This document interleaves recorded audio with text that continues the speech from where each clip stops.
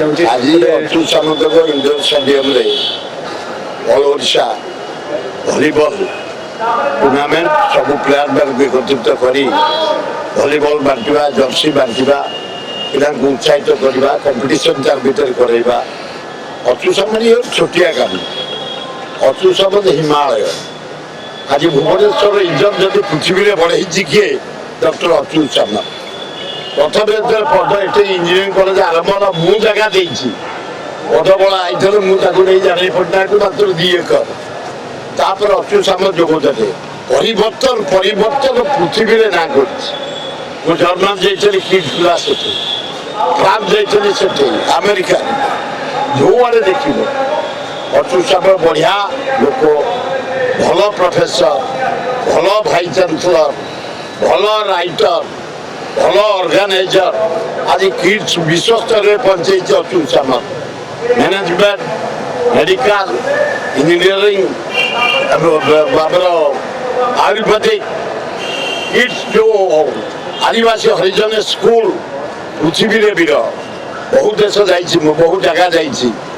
ଅପୂର୍ବ ଅଚ୍ୟୁତ ସାମନ୍ତ ଜଣେ ହିମାଳୟ। ସେ ବେଳେବେଳେ କିଛି ଲୋକ ଟେକା ପକାଉଛୁ, ସେ ଟେକା ତାଙ୍କ ଦିହରେ ବାଜୁଛି। ଆମେ ତା ପଛରେ ଭୁବନେଶ୍ୱରବାସୀ ହଜାର ହଜାର ସଂଖ୍ୟା, ଲକ୍ଷ ସଂଖ୍ୟାରେ ଅଛୁ। କିଡ୍ସ ବଦଳାବ କରିବା ପାଇଁ ଯଦି କୌଣସି ଲୋକ ଷଡ଼ଯନ୍ତ୍ର କରେ ତାହାର ବିହିତ କାର୍ଯ୍ୟାନୁଷ୍ଠାନ ହାତକୁ ନେବୁ, କେବେ ତାକୁ ଛାଡ଼ିବୁନି। କାରଣ ଆଜି ଭୁବନେଶ୍ୱର ଇଜ୍ଜତ ବଢ଼ିଛି କିଡ୍ ପାଇଁ। ଏବଂ 3 ଲକ୍ଷ ଗରିବ ଲୋକ ସଦସ୍ୟଙ୍କୁ ଧରି, ଚାରିପାଖ ଧରି, ଆମ ପତାକା ଦାଣ୍ଡଙ୍ଗ ଅଦାରୁଆ ପଟିଆ ଧରି ଲୋକ ବଞ୍ଚିଛନ୍ତି। ଗୁଡ଼େ ଲୋକ ଚାକିରି ପାଇଛନ୍ତି। ହଜାର ହଜାର ଇଞ୍ଜିନିୟର ବାହାରିକି ଗଲେଣି, ବିଦେଶୀ ଚାକିରି କଲେଣି, ଡାକ୍ତର ଚାକିରି କଲେଣି। ତେଣୁ ଅଚ୍ୟୁତ ସାମନ୍ତଙ୍କୁ ଧନ୍ୟବାଦ। ଏ ଭଲିବଲ ଟିକେ ଥାର୍ଡ ପୋଜିସନ ଅଛି। ଆମର ପଇସା ଭଲ ନାହିଁ ଇଣ୍ଡିଆରେ।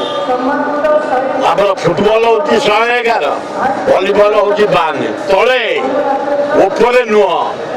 ଖାଲି କ୍ରିକେଟ ଟିକେ ଭୁକୁ ଆମେ ହଉଛେ, ହକିରେ ଟିକେ ଟୁକୁଟୁକୁ ହଉଛେ। ଗେମ୍ ଭିତରେ ରଜା ଗେମ୍ ହଉଛି ଫୁଟବଲ, ଭଲିବଲ। ଏ ଭଲିବଲକୁ ଆଗେଇ ନେବା ପାଇଁ ସେ ଯେଉଁ ସଂଗ୍ରାମ ଚଲେଇଛନ୍ତି ତାଙ୍କୁ ଧନ୍ୟବାଦ। ଆସନ୍ତୁ ସମସ୍ତେ ଅଚ୍ୟୁତ ସାମନ୍ତ ସାଥିରେ ରହି ଏ କଲେଜ, ଏ ଆଦିବାସୀ school, engineering college, medical college, ଏ ଅଞ୍ଚଳର ଡେଭଲପମେଣ୍ଟ ସମସ୍ତେ ଲାଗି ପଡ଼ି ତାକୁ ସହଯୋଗ କରିବା। ଧନ୍ୟବାଦ।